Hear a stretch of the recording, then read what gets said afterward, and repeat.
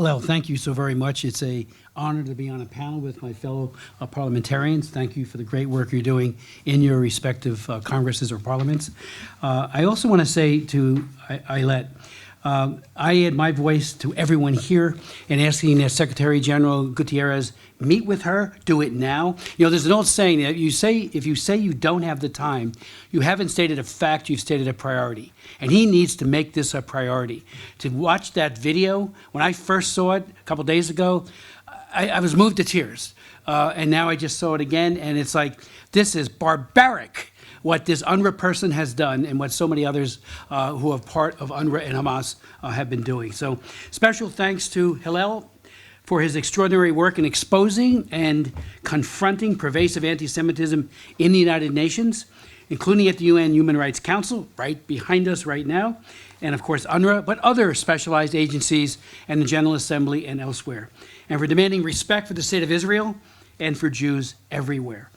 In the past 9 months alone, Hillel has testified at count them, three separate congressional hearings that I've chaired, last June, then again in November, and then, as he just mentioned, the joint hearing with my good friend and colleague, Chairman Brian Mast, on January 30th.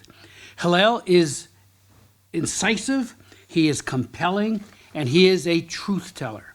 He told us that UN bodies routinely apply a double standard to Israel. We all know that, but it needs to be said. And I remember back in 2002, I had a hearing when we were pushing the idea of having a large meeting at the OSCE. I was the chairman of the Helsinki Commission, which is the OSCE part in the United States.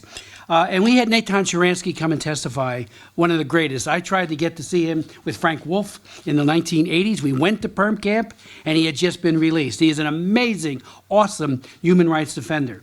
Well, he had a recipe or a definition that is not often realized by people here in the United Nations, and that was the 3 Ds of anti-Semitism: demonization, delegitimization, and double standard. And Hillel hit that out of the park in showing how the UN has done that everywhere here and in New York at the United Nations. He also talked about human rights officials like Navi Pillay and Francesco Albanese, called them out, quoted them to show how brazenly anti-Semitic they are and continue to be, and they're in high positions of power. And he'd also explain with chilling precision how UNRWA indoctrinates Palestinian youth. And really, I would ask everybody watching this, if you haven't done it recently, reread the Hamas Charter of 1988. I read major portions of it on the floor of the House, and even though I've read it many times, it got me anew and grabbed me anew just how hate-filled it is. One of them is that if you see a Jew and that Jewish person is behind a rock, that the rock itself will cry out, "There's a Jew here, come and kill that person." It is perverse, and yet UNRWA embodies that in their teaching, especially for children. Earlier this month, as Hillel just mentioned, the House Foreign Affairs Committee debated and passed my bill, H.R. 7122, the Stop Support for UNRWA Act, and the vote was 30-19. The legislation now heads to the full House for a debate and a vote. It prohibits any contributions to UNRWA or to the regular budget of the United Nations for the support of UNRWA. In order to meet existing or future humanitarian needs in Gaza, it explicitly states that, quote, "nothing in this act may be construed to preclude the provision of humanitarian assistance to any agency or entity," but then it has a caveat. The Secretary of State has to certify that those entities or individuals don't promote violence, terrorism, or anti-Semitism. So we vet them before U.S. taxpayer money flows. Meanwhile, the United States Senate has passed legislation in mid-February that appropriates humanitarian aid for Gaza, estimated at $1.4 billion. And it, too, says clearly, unmistakably, no ifs, ands, or buts about it, no money to UNRWA.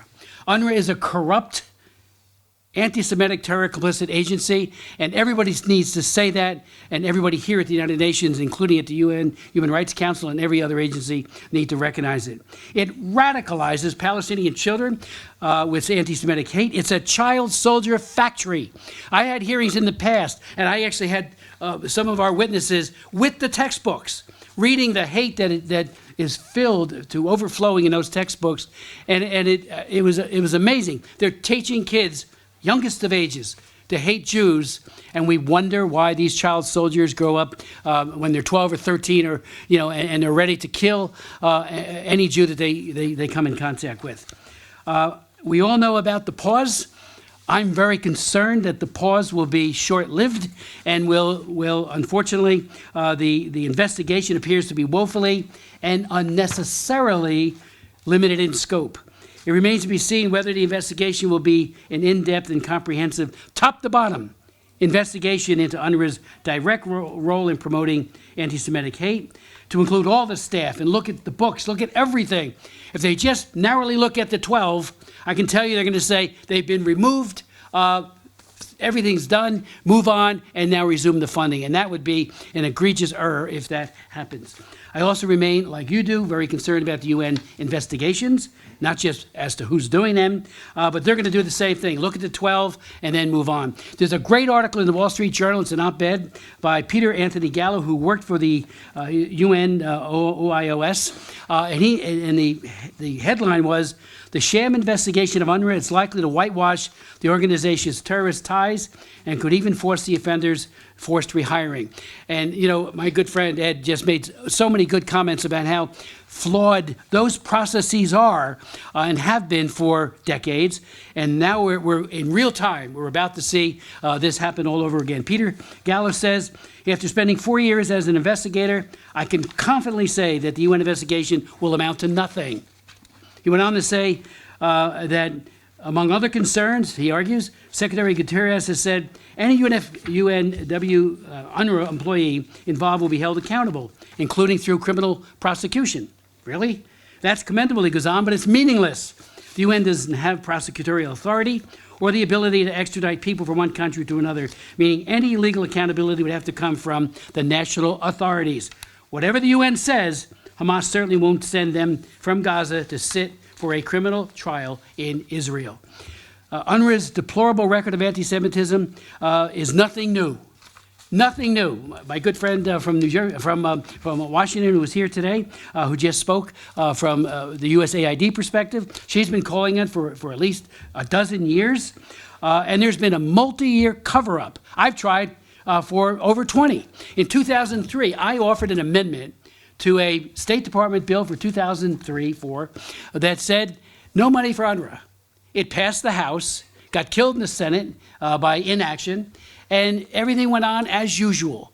And the UNRWA lobbyists would descend on Capitol Hill, talk to members and staff, and say, oh, everything's fixed. We can move on, turn that page.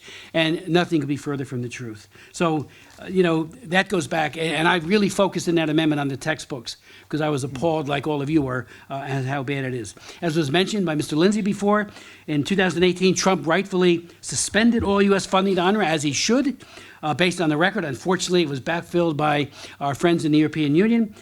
Since 2021, the Biden administration has resumed lavish support from UNRWA, and we've spoken out. We have not been listened to. And he has donated more than $1 billion. Years to date, U.S. taxpayers have spent about a little over $7 billion on UNRWA, despite all of its horrific flaws. Finally, pursuant to UN Security Council Resolution 2720, Secretary Guterres, General Guterres, named Sigrid Kaag as the Senior Humanitarian and Reconstruction Coordinator for Gaza. Among the job description is to facilitate, coordinate, monitor, and verify humanitarian relief consignments to Gaza. However, according to the Times of Israel, Sigrid is an outgoing Dutch minister. That's fine. She's married to a senior PLO member and deputy minister under Yasser Arafat. She casts Netanyahu as a racist. And then, most egregious, in my opinion, she worked for UNRWA. So what kind of empathies will she have? And it does beg the question, should we be concerned about that? If we let it, it'll be business as usual. And the factory that creates all of these kids who learn to hate, any of you ever watch South Pacific, the great musical? There's a great song in there, you've got to be taught. You've got to be taught to hate. That's what UNRWA does, that's what Hamas does, and we will get no change, and this cycle of violence will persist. This is the time. Thank you for your great leadership.